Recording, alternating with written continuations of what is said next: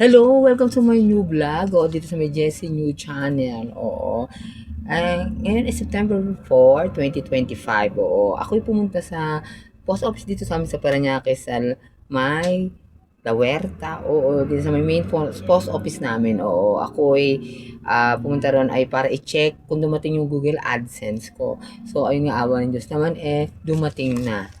Dumating siya, pero ayan nga, hindi ko alam kung ako'y matutuwa o hindi. Ito ang dahilan. Kasi noong July 27, nag-ano sa akin ng Google AdSense dito sa YouTube na confirm sa akin kung ano yung Google AdSense na gagamitin ko. So, ayun nga, na-confirm ko na. Tapos, pinadala nila ako ng pinatong July 28 pa. Tapos, na-receive ko lang siya. Bali dumating siya dun sa post office is August 20, 2025 pa.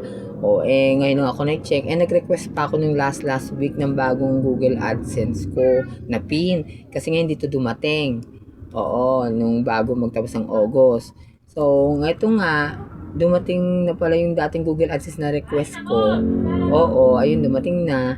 So, totoo nga yung sinasabi nilang hindi talaga ihatid ng mga postman to sa bahay. Kasi nga, hindi man sinasabing walang halaga, pero, syempre, kumbaga, kailangan talaga sadyain sa kanila sa post office para lang makuha mo yung Google AdSense na ganito.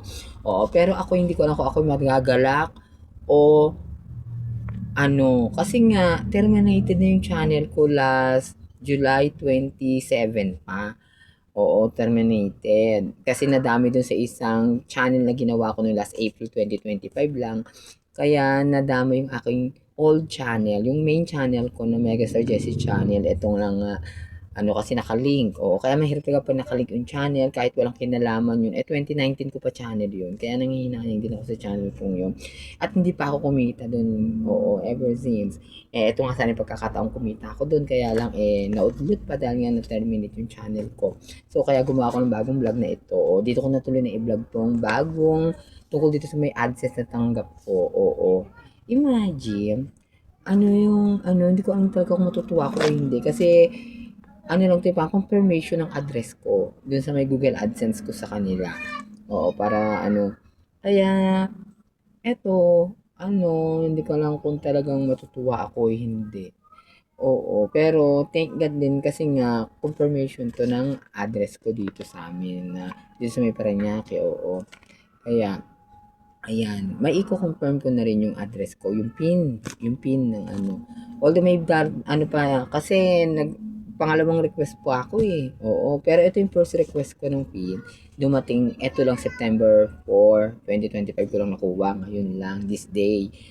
Kaya, ayan, parang, ganun talaga. Sana nga sa paglagay ko na itong PIN na to, maibalik yung channel ko. Sana, pero wala naman ako alam na naibabalik yung terminated channel pagka bumalik yung PIN na yung PIN gano'n na sana awa ng Diyos kasi nga sana maawa ang Diyos ko YouTube nanginahin talaga ako sa channel ko kasi 2019 ko pa channel yun at meron ako 50 subscribers doon nanghihinayang lang ako kasi nga hindi pa ako kumita doon pero at least meron akong Google AdSense kung meron man akong channel na itong new channel na ginagawa ko nito sana ano mag-grow.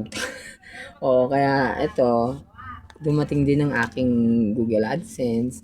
Kaya, ayan, sana yung iba, iwas-iwasan natin talaga yung paglilink ng channel, lalo na kasi pa nagkamali yung isang channel, kahit bago pa yan, at madami yung main channel nyo, damay siya.